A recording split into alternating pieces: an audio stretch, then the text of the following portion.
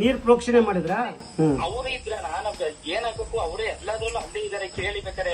ಎಲ್ಲಾ ವಿಚಾರಗಳನ್ನ ಕೇಳಿ ತಿಳಿದುಕೊಂಡ ಡಾಕ್ಟರ್ ಹುಲಿಕಲ್ ನಟರಾಜು ಅವರು ಮನೆ ಮತ್ತು ತೋಟವನ್ನ ಸಂಪೂರ್ಣ ಪರಿಶೀಲಿಸಿ ಮನೆಯಲ್ಲಿರುವ ದುಷ್ಟ ಶಕ್ತಿಯನ್ನು ಕಂಡುಹಿಡಿಯುತ್ತೇನೆ ಎಂದು ಹೇಳಿ ಕೇಳಿಸ್ಕೊಳ್ರಿ ಬೆಂಕಿ ಹೆಂಗ್ ಹತ್ಕೊಳ್ತೇಳಿ ನಮ್ಗೆ ಅದೇ ಸಮ ಅಷ್ಟು ಉತ್ತರ ಕೊಡ್ರಿ. ಪೂಜೆ ಮಾಡುತ್ತಿದ್ದ ವೇಳೆ ಇದ್ದಕ್ಕಿದ್ದ ಹಾಗೆ ಬೆಂಕಿ ಹತ್ತಿಕೊಂಡಿದ್ದು ಹೇಗೆ, ಆಮೇಲೆ ಮೇಲ್ಗಡೆ ಏನ್ ಶಬ್ದ ಬಂತು? ಮೇಲೆ ಯಾರೋ ನಡೆದಂತೆ ಆದ ಅನುಭವಕ್ಕೆ ಕಾರಣ ಏನು? ಹಸು, ಕೋಳಿ, ಮೇಕೆಗಳು ಇದ್ದಕ್ಕಿದ್ದ ಹಾಗೆ ಸಾಯಲು ಬಲವಾದ ಆ ಒಂದು ಕಾರಣ ಏನಿರಬಹುದು?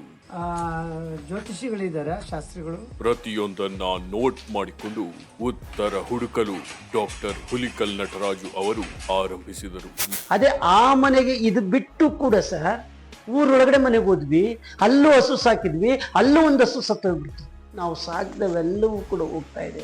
ಅವ್ರು ಯಾರು ಹೇಳ್ತಾರೆ ಮಾಟ ಮಂತ್ರ ಮಾಡಿಸಿದ್ರು, ದೇವರು ಮುನ್ಸ್ಕೊಂಡಿದೆ, ಸತ್ತರ್ದೇವ ಆಗಿದೆ ಎಲ್ಲ ಹೇಳಿದ್ರು ಸರ್. ಏನು ಮಾಡಬೇಕು ಅವ್ರಿಗೆ ಎಲ್ಲದನ್ನು ಮಾಡಿದೆ.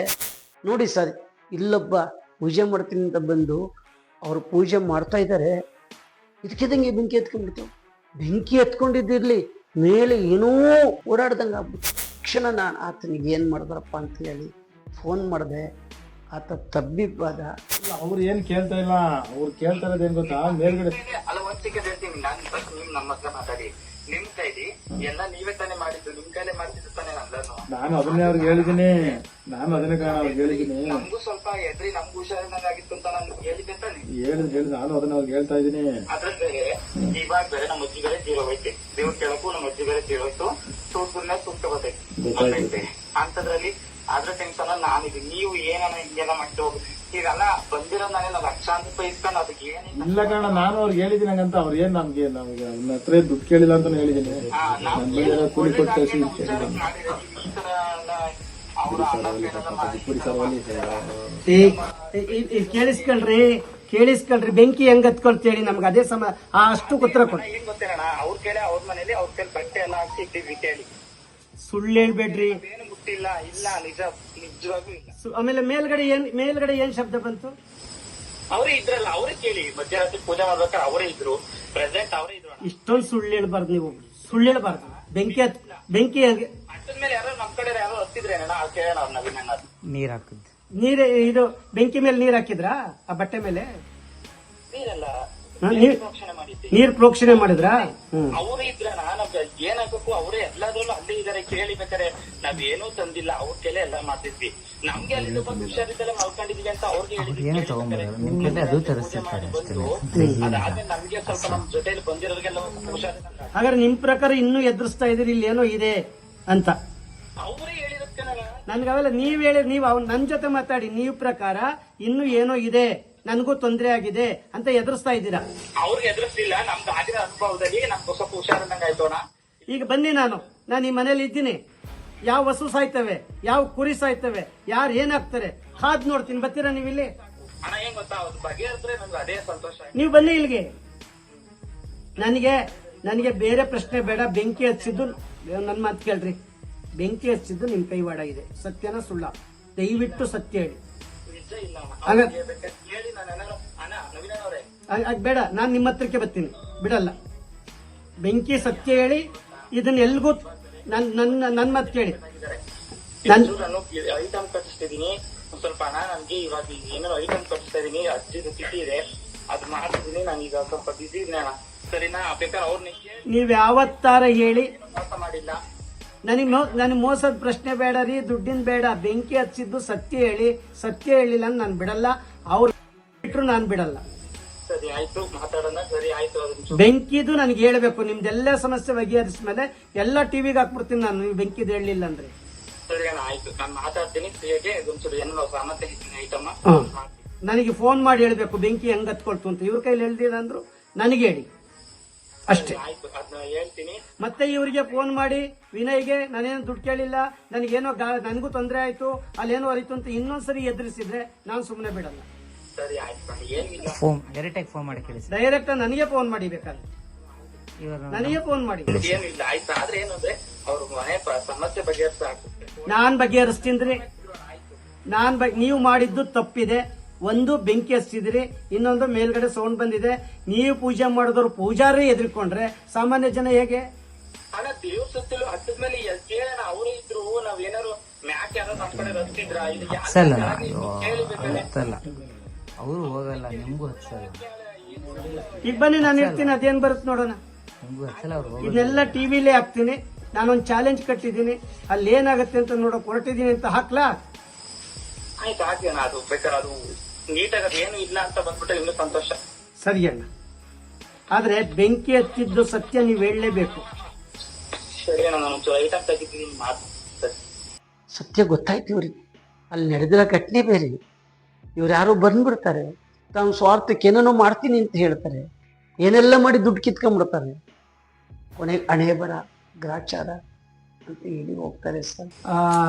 ಜ್ಯೋತಿಷಿಗಳಿದ್ದಾರೆ, ಶಾಸ್ತ್ರಿಗಳು, ಆಚಾರ್ಯರು. ನಾವು ಮಾತಾಡ್ತಾ ಇರೋದು ಏನಿಲ್ಲಮ್ಮ, ಅವ್ರು ಬಂದು ಪೂಜೆ ಮಾಡಿದ್ರು, ಎಲ್ಲ ಒಳ್ಳೇದಾಗಿದೆ, ಅದಕ್ಕೊಂದು ಕೃತಜ್ಞತೆ ಹೇಳಕ್ಕಮ್ಮ. ಅದನ್ನ ಕಳಿಸ್ಕೊಂಡು ಆದ್ರೂ ಏನಾದ್ರು ಸಮಸ್ಯೆ ಬಗೆಹರಿದಿಲ್ಲ ಅಂತೀವಿ. ಯಾಕೆ ಹಂಗೆ? ನೀವು ಇಷ್ಟೆಲ್ಲ ಮಾಡಿದ್ರು ಇಲ್ಲಿ ಸಮಸ್ಯೆ ಬಗೆಹರಿದಿಲ್ವಲ್ಲ, ಏನಿರ್ಬೋದು? ಮನೆ ಮೇಲೆ ಸೌಂಡ್ ಬಂತು. ನಮ್ಗೆ ಅದೇ ಸ್ವಲ್ಪ ಅರ್ಥ ಆಗ್ಲಿಲ್ಲ. ಅಷ್ಟೆಲ್ಲ ಮಾಡಿದ್ರು ಕೂಡ ಬಗೆಹರಿಲಿವಲ್ಲ ಅಂತದ್ದು ಏನೈತೆ ಅಂತಾನೆ ಗೊತ್ತಾಗ್ತಿಲ್ಲ. ಹೋಲಿ ನೀವು ಬಂದು ಪೂಜೆ ಮಾಡ್ತಿದ್ರಲ್ವಾ, ಇದಕ್ಕಿದ್ದಂಗೆ ಬೆಂಕಿ ಹತ್ಕೊಳ್ತಲ್ವಾ? ಹೆಂಗ್ ಬೆಂಕಿ ಹತ್ಕೊಳ್ತ? ಇಲ್ಲೇ ಒಂದು ಕೆಲವು ಪೂಜೆಗಳಿರ್ತಾವಲ್ಲ, ಹಾ, ಹಂಗಾಗಿ ಹಂಗೆಲ್ಲ ಮಾಡಿದ್ರು. ಅಲ್ಲಲ್ಲ, ಕರೆಕ್ಟಾಗಿ ಹೇಳಿ ಆಚಾರ್ಯ, ನನಗೆ ಕರೆಕ್ಟಾಗಿ ಹೇಳಿ. ಎರಡು ಸಮಸ್ಯೆ ಇದೆ, ಅವ್ರಿಗೆ ಎದ್ರಿಕೊಂಡಿದ್ದಾರೆ. ಒಂದು ಅವ್ರ ಮನೆಯವ್ರು ಎದ್ರಿಕೊಂಡಿದ್ದಾರೆ, ನೀವು ಪೂಜೆ ಮಾಡುವಾಗ ಇದಕ್ಕಿದ್ದಂಗೆ ಅವ್ರ ಮನೇಲಿ ತುಂಬಾ ಪ್ರಾಬ್ಲಮ್ ಐತಂತೆ. ಆಗ್ತಾ ಇದೆ ಏನ್ ಗೊತ್ತಾ, ದನಗಳು ಎಷ್ಟೋ ದನಗಳು ಸತ್ತೋಗಿದ್ದಾವೆ. ಅಲ್ಲ, ಅದನ್ನೆಷ್ಟು ಹೋಗೋಣ. ನೀವು ಪೂಜೆ ಮಾಡಕ್ ಬಂದ್ರಿ, ಪೂಜೆ ಮಾಡ್ತಿದಾಗ ಇದಕ್ಕಿದ್ದಂಗೆ ಬೆಂಕಿ ಹತ್ಕೊಳ್ತು, ಅವ್ರು ಎದ್ರಿಕೊಂಡಿದ್ದಾರೆ. ಒಂದು, ಮನೆ ಮೇಲೆ ಪಟಪಟ ಅಂತ ಏನೋ ನಡೆದಂಗಾಯ್ತು. ಇವೆರಡು ಸಮಸ್ಯೆಗೆ ಏನಾಯ್ತು? ಬೆಂಕಿ ಹೆಂಗ್ ಹತ್ಕೊಳ್ತು? ಹಂಗಾಗಿರುತ್ತೆ. ಏನಾಗಿರುತ್ತೆ? ಈಗ ಅವ್ರ ನಲ್ಲಿ ಯಾವ್ದೋ ಬೇರೆ ತರ ಚಟುವಟಿಕೆಗಳಿದ್ದಾಗ ಆಗಿರುತ್ತೆ.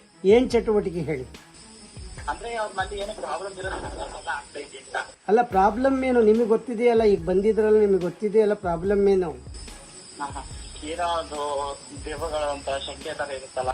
ಸುಳ್ಳು. ನಾನು ಹೇಳ್ತಾರೆ, ನಾನು ಹುಲಿಕಲ್ ನಟರಾಜ್ ಮಾತಾಡೋದು. ನೀವು ಬೆಂಕಿ ಹತ್ಕೊಂಡು ಉರಿಯಕ್ಕೆ 2 ವಸ್ತುಗಳು ನೀವೇ ಬಳಸಿದಿರಿ. ಅವರಿಗೆ ಇದ್ಕಿದ್ದಂಗೆ ಬೆಂಕಿ ಹತ್ಕೊಳ್ತು ಅಂತ ಎದುರಿಸಿದಿರಿ. ಸತ್ಯನಾ ಸುಳ್ಳ?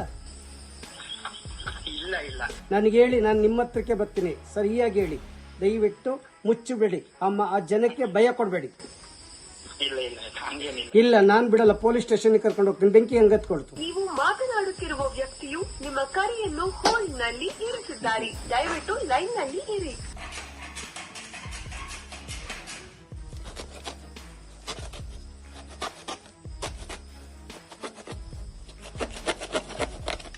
ಯಾರೋ ಪುಣ್ಯಾತ್ಮರು ಇದ್ರೊಳಗಡೆ ಕಟ್ಟಿಕೊಟ್ಟಿದ್ದಾರೆ, ಒಂದು ವಿಭೂತಿ ಗಟ್ಟಿ ಹಾಕಿದ್ದಾರೆ. ಒಳಗಡೆ ಬೇರೆ ಏನು ಇಲ್ಲ, ಬರೀ ಮಣ್ಣಿದೆ. ಇವರು ಇದನ್ನು ನಂಬಿದ್ದಾರೆ. ಇದ್ರ ಜೊತೆಗೆ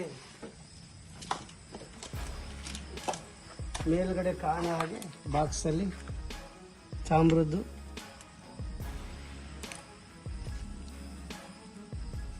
ಆಕ್ಚುಲಿ ಪಂಚಲೋಹ ಅಂತ ಹೇಳಿ ಮಾಡಿಕೊಟ್ಟಿದ್ದಾರೆ ಅವರು. ತಗಡು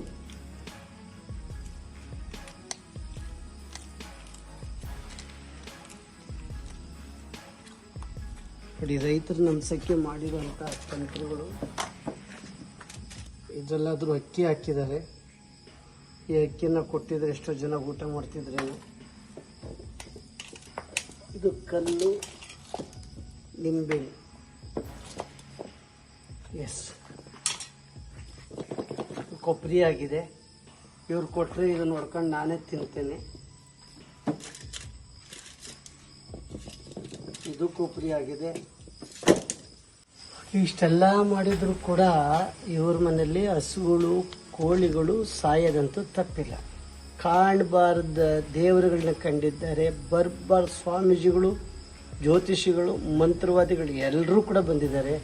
ಆದರೆ ಸಾವು ಮಾತ್ರ ನಿಂತಿಲ್ಲ. ನಾನು ಅವತ್ತೆಲ್ಲ ಅವ್ರ ಜೊತೆ ಬೆಳಗಿನ ಸಾಯಂಕಾಲದ ಕಾಲ ಕಳೆದಾಗ ಮೇಲ್ನೋಟಕ್ಕೆ ಗೊತ್ತಾಗಿದ್ದು, ನಾನು ಪಶುವೈದ್ಯರನ್ನು ಭೇಟಿ ಮಾಡಿದೆ. ಆ ಸಾಯುವ ರಾಸುಗಳು ಸಾಯ್ತಾ ಇದ್ವಲ್ಲ ಅದು ವಿಡಿಯೋವನ್ನು ಅವರಿಗೆ ಕಳಿಸಿದೆ. ಅವರೊಂದಿಷ್ಟು ಇದು ವಿಷ ಪ್ರೇರಿತ ಆಗಿದೆ ಅಂತ ಹೇಳಿದರು. ಅವರಿಗೆ ಯಾರೋ ಕಾಣದ ಮನಸ್ಸುಗಳು ಇವರು ಮುಂದುವರಿಬಾರದು ಅಂತ ಹೇಳಿ ಈ ರೀತಿ ಮಾಡಿರ್ಬೋದು.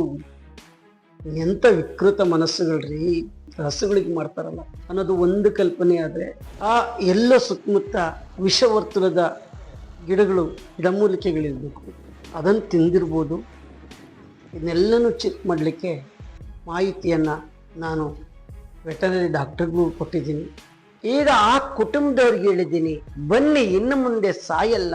ಅಕಸ್ಮಾತ್ ಸಾಯ್ತವೆ ರಾಸುಗಳು ಅನ್ನೋದಾದ್ರೆ ಮೂಲ ಕಾರಣ ಹುಡ್ಕೋಣ, CCTV ಹಾಕೋಣ, ಗುಪ್ತವಾಗಿ ಮೆಸೇಜನ್ನು ಕ್ಯಾಪ್ಚರ್ ಮಾಡುವಂಥ ಟೆಕ್ನಾಲಜಿ ಇದೆ, ಅದನ್ನು ನಾವು ಅಲ್ಲಿಡೋಣ ಅಂತ ಹೇಳಿ ಧೈರ್ಯ ಕೊಟ್ಟೆ. ಇನ್ನು ಜೀವನನೇ ಬೇಡ ಅಂತ ಹೇಳಿ ತೀರ್ಮಾನ ಮಾಡಿದಂತಹ ಆ ವ್ಯಕ್ತಿ ನನ್ನ ಮಾತಿಗೆ ಮನ್ನಣೆ ಕೊಟ್ಟರು. ಆ ವ್ಯಕ್ತಿ ನನ್ನ ಮಾತನ್ನು ನಂಬಿ ಇಡೀ ಮನೆಯನ್ನು ಕ್ಲೀನ್ ಮಾಡಿದ್ದಾರೆ, ಸುಣ್ಣ ಬಣ್ಣ ಹೊಡೆಸಿದ್ದಾರೆ, ಸುತ್ತ ಇರ್ತಕ್ಕಂಥ ಗಿಡಗಳನ್ನು ಹುಲ್ಲು ಗಿಡಗಳನ್ನು ಕೀಳಿಸಿದ್ದಾರೆ, ಸೊಗಸಾಗಿ ಕಾಣುವಂತೆ ಮನೆಯನ್ನು ಇಟ್ಟಿದ್ದಾರೆ ಮತ್ತು CC ಕ್ಯಾಮ್ರಾವನ್ನೂ ಕೂಡ ನಾನು ಹೇಳಿದಂತೆ ಹಾಕಿದ್ದಾರೆ.